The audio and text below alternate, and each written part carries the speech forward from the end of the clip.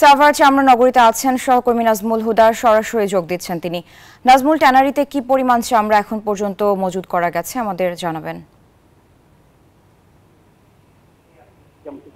এই মুহূর্তে কিন্তু আপনারা জানেন যে প্রায় 8.5 ধন্যবাদ আপনাকে। আপনি যেমনটি বলছেন, এই মুহূর্তে কিন্তু আপনারা জানেন যে প্রায় 8.5 লাখের মতো সাভারের এবং চামড়া শিল্প এখনো যে কাঁচা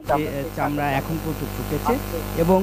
চামড়া শিল্প এখনো যে কাঁচা চামড়া, সেই কাঁচা চামড়া কিন্তু আসতে শুরু করেছে এবং ট্রাকে ট্রাকে আমরা যদি আপনাদেরকে একটু দেখাই যে এখানে কিন্তু এখনো কিন্তু যে কাঁচা চামড়া কিন্তু এখনো ট্রাকে ট্রাকে আসছে এবং যেহেতু কুরবানির যে চামড়া সেটা কিন্তু দেখতেই পাচ্ছেন এখন আসার পরে সেই চামড়াগুলি এখানে কিন্তু এখনো কিন্তু দিয়ে প্রক্রিয়াকরণ করা হচ্ছে এবং প্রক্রিয়াজাত করে এবং যে চামড়াগুলো এখন পর্যন্ত যেহেতু গতকাল এবং ঈদের দিন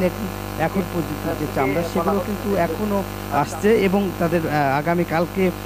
থেকে বলা হচ্ছে যে যেহেতু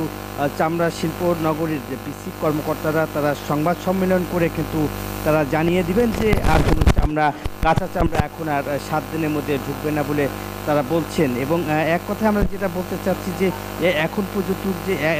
যেহেতু এটা কিন্তু আজকের কুরবানির পশুর চামড়া, ঢাকায় যেসব কুরবানি দিয়েছিল সেই চামড়া কিন্তু এখন দেখতেই পাচ্ছেন যে এখানে সেই চামড়াগুলো আসতেছে এবং এই চামড়াগুলো যেহেতু এখন পর্যন্ত চামড়ার যে কার্যক্রম সেটা কিন্তু পুরোপুরি দমে এখন কিন্তু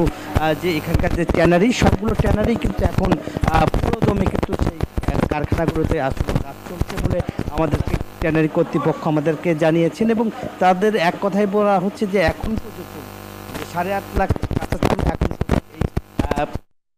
নাজমুল, আপনাকে ধন্যবাদ। দর্শক, সাভার চামড়া নগরী থেকে যুক্ত হয়েছিলেন সহকর্মী নাজমুল হুদা।